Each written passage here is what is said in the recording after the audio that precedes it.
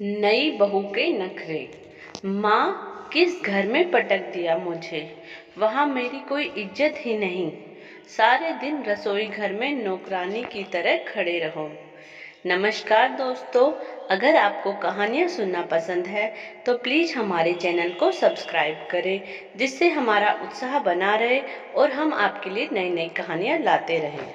सरला की नई नई शादी हुई थी। ससुराल से 1 महीने बाद जब अपने मायके लौटी तो माँ के सामने रोने बैठ गई।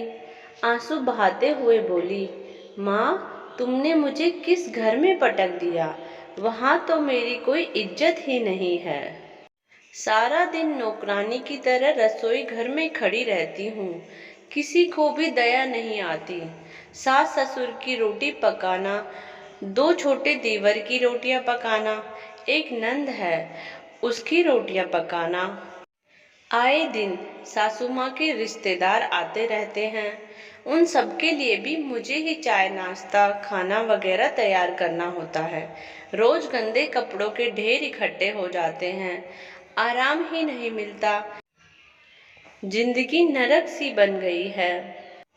नंद को बिस्तर पर बैठे बैठे ही सब कुछ चाहिए। मुझे अपने पति पर तब गुस्सा आई जब उन्होंने महीने की पूरी तनख्वाह सासू माँ के हाथ में सौंप दी और मुझसे कहा, तुम्हें जो कुछ भी चाहिए एक पर्ची पर लिख देना, मैं शाम को ड्यूटी से छुट्टी होने पर लेता आऊँगा। सरला की माँ ने कहा, तुम्हारे पास 2 ही रास्ते हैं, एक तो तुम वहीं रहो और उन सबकी सेवा करो, क्योंकि वह परिवार भी अब तुम्हारा ही है। अगर तुम चाहती हो तो तुम अपने पति को किसी किराए के मकान में ले जा सकती हो। वहाँ तुम्हें किसी का खाना नहीं पकाना पड़ेगा, किसी के कपड़े नहीं धोने पड़ेंगे। पति की पूरी तनख्वाह भी हाथ में ही तुम्हें मिलेगी। लेकिन याद रखना, जब तुम्हारे कोई पुत्र होगा और जब वह बड़ा हो जाएगा, उसकी भी शादी होगी, घर में तुम्हारे जब बहू आएगी, उस वक्त तुम यही चाहोगी कि मेरा बेटा और मेरी बहू मेरे ही साथ रहे और मैं अपने नाती पोतों के साथ खेलूं। प्यास लगने पर मेरे नाती पोते दौड़कर मेरे पास लिए 1 गिलास पानी ले आएंगे। कोई ऐनक ढूंढकर मेरे हाथ में थमा देगा। कोई कहेगा, दादी जी खाना बन चुका है, थाली लग गई है, आओ हम सब मिलकर खाना खाएंगे। माँ ने कहना जारी रखा, जिन कामों को तुम दुख बता रही हो, एक एक करके गिना रही हो, दरअसल यही जीवन के महत्वपूर्ण क्षण है।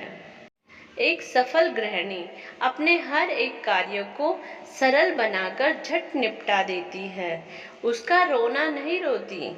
दुनिया में जो लोग सफल हुए हैं वह अपनी जिम्मेदारियों से भागते नहीं, बल्कि अपनी जिम्मेदारियों को बखूबी निभा लेते हैं।